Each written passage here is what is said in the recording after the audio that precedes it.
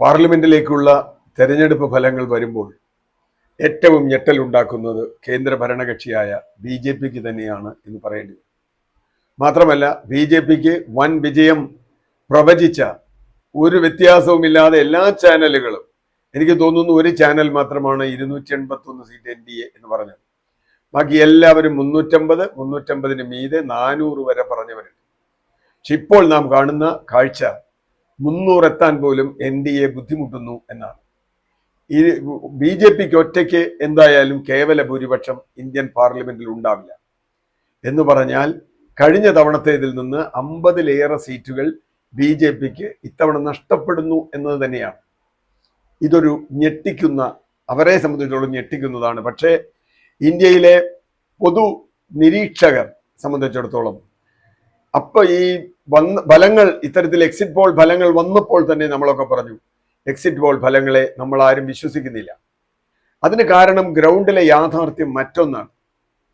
ഇപ്പോൾ പല സംസ്ഥാനങ്ങളിലും ബി ജെ പി തൂത്തുവാരും എന്ന് പറഞ്ഞ പല സംസ്ഥാനങ്ങളും ഇപ്പോൾ ബി ജെ പിക്ക് വലിയ തിരിച്ചടി നൽകിക്കൊണ്ടിരിക്കുന്നു. വളരെ അടുത്ത കാലത്ത് മാത്രം രൂപപ്പെട്ട ഒന്നാണ് ഇന്ത്യ മുന്നണി. അവർ തന്നെ വേണ്ടത്ര ഐക്യത്തോടെ എല്ലായിടത്തും പ്രവർത്തിക്കാൻ കഴിഞ്ഞില്ല. അവർ തമ്മിൽ തന്നെ പലപ്പോഴും മത്സരിക്കുന്നു.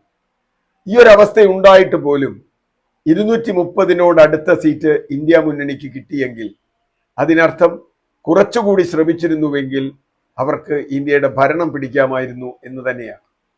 സ്ട്രാറ്റജിക്കലായ ചില മിസ്റ്റേക്കുകൾ, ചില തകരാറുകൾ അവർക്ക് ഉണ്ടായിട്ടുണ്ട്.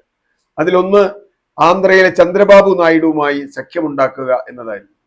കോൺഗ്രസ് ചന്ദ്രബാബു നായിഡുവുമായി സഖ്യമുണ്ടാക്കിയിരുന്നുവെങ്കിൽ ഇതിന്റെ മൊത്തം ചിത്രം മാറുമായിരുന്നു. കാരണം 25 പാർലമെന്റ് മണ്ഡലങ്ങളുള്ള ആന്ധ്രയിൽ അതിൽ ഏതാണ്ട് എല്ലാം തന്നെ ചന്ദ്രബാബു നായിഡുവുമായി സഖ്യമുണ്ടാക്കിയാൽ ഇവർക്ക് നേടാമായിരുന്നു. അങ്ങനെ വന്നുവെങ്കിൽ ഈ കണക്ക് മറ്റൊന്നാകുമായിരുന്നു. അതുപോലെ ബീഹാർ പോലൊരു സംസ്ഥാനത്ത് വേണ്ടത്ര മുന്നൊരുക്കങ്ങൾ നടത്താൻ കഴിയാതിരുന്ന പ്രശ്നമുണ്ട്. കർണാടകയിൽ പ്രതീക്ഷിച്ചത്ര വിജയം ഉണ്ടാകാതിരുന്നു. തെലങ്കാനയിലും അതുപോലെ തന്നെ ചെറിയൊരു വീഴ്ച പറ്റിയിട്ടുണ്ട്. ഇതൊക്കെ ഒഴിവാക്കാൻ കഴിഞ്ഞിരുന്നുവെങ്കിൽ ഒരു സംശയവും വേണ്ട, ഇന്ത്യയുടെ ഭരണം ഇന്ത്യ മുന്നണിക്ക് തന്നെ ലഭിക്കുമായിരുന്നു എന്ന അർത്ഥത്തിൽ അതുണ്ട്. അങ്ങനെ പറയുമ്പോൾ പോലും ഞാൻ പ്രതീക്ഷിക്കുന്നത് ശക്തമായൊരു പ്രതിപക്ഷം ഇന്ത്യയിൽ രൂപപ്പെട്ടിരിക്കുന്നു എന്നാണ്. ഇത് ഒറ്റയ്ക്ക് ഭൂരിപക്ഷമില്ലാത്ത ബി ജെ പിക്ക് എന്തും ചെയ്യാനുള്ള ധൈര്യം കൊടുക്കില്ല. മുമ്പത്തേതുപോലെ വലിയ തോതിൽ വർഗീയത പറഞ്ഞ്, വലിയ തോതിൽ ജനങ്ങളെ ഭിന്നിപ്പിച്ച്, എല്ലാവിധ ആയുധങ്ങളും ഉപയോഗിച്ച്, അധികാരം ഉപയോഗിച്ച്, ഇലക്ഷൻ കമ്മീഷനെ ഉപയോഗിച്ചൊക്കെ നടത്തിയ തെരഞ്ഞെടുപ്പ് വലിയ തോതിൽ അവർക്ക് തിരിച്ചടി നൽകുന്നുവെങ്കിൽ ഇത് നല്ലൊരു സൂചനയാണ്. ജനാധിപത്യത്തിൽ പ്രതിപക്ഷത്തിന്റെ സ്ഥാനം എന്താണെന്ന് തീരുമാനിക്കുന്നതാണ്. ഇവരേറ്റവും വലിയ പരാജയം ഏറ്റുവാങ്ങിയ ഒരു സംസ്ഥാനം UP ആണ്, മറ്റൊന്നും മഹാരാഷ്ട്രയാണ്. മഹാരാഷ്ട്രയിൽ ഏതാണ് ശരിയായ ശിവസേന, ഏതാണ് ശരിയായ NCP എന്ന് ജനങ്ങൾ തിരഞ്ഞെടുത്തിരിക്കുന്നു. അവരുടെ പിളർത്തൽ തന്ത്രം പൊളിഞ്ഞ് പാളീസായിരിക്കുന്നു. അവിടെ ഒരു കാരണവശാലും രക്ഷപ്പെടാത്ത വിധത്തിൽ മഹാരാഷ്ട്രയിൽ BJP സഖ്യം പരാജയപ്പെട്ടിരിക്കുന്നു. അവരുടെ കൂടെയുള്ള ശിവസേനയ്ക്ക് ഒരു വോട്ടുമില്ല, അല്ലെങ്കിൽ അജിത് പവാറിന്റെ നേതൃത്വത്തിലുള്ള NCPക്ക് കാര്യമായി വോട്ട് കിട്ടിയില്ല. അത് വലിയ വിജയം കോൺഗ്രസ് നേതൃത്വം നൽകുന്ന NCP ശിവസേന മുന്നണിക്ക് അവിടെ ഉണ്ടായിരിക്കും. മറ്റൊരു സ്ഥലം രാജസ്ഥാനാണ്. രാജസ്ഥാനിൽ കോൺഗ്രസിന് ഭരണം നഷ്ടപ്പെട്ട സ്ഥലമാണ്, കർണാടക പോലെയല്ല. രാജസ്ഥാനിൽ ഭരണം നഷ്ടപ്പെടുമ്പോൾ തന്നെ അന്ന് വലിയ വിവാദമുണ്ടാക്കിയിരുന്നു. കാരണം അവിടെ 2 നേതാക്കന്മാർ തമ്മിലുള്ള തർക്കം. അശോക് ഗെഹ്ലോട്ട് എന്ന മുഖ്യമന്ത്രിയാണ്, അദ്ദേഹത്തിന്റെ കൂടെയാണ് MLA മാർ. അതുകൊണ്ട് അദ്ദേഹം പറയുന്നത് പോലെ കേന്ദ്രം ചെയ്തു. സച്ചിൻ പൈലറ്റ് എന്ന് പറയുന്ന യുവ നേതാവിനെ വലിയ തോതിൽ തഴഞ്ഞു. പക്ഷെ ഇത്തവണ അശോക് ഗെഹ്ലോട്ടിന് സുഖമില്ലാതാവുകയും എല്ലാ ഉത്തരവാദിത്വവും രാഹുൽ ഗാന്ധി സച്ചിൻ പൈലറ്റിനെ ഏൽപ്പിക്കുകയും ചെയ്തോടെ കാര്യങ്ങൾ മാറി മറിഞ്ഞു.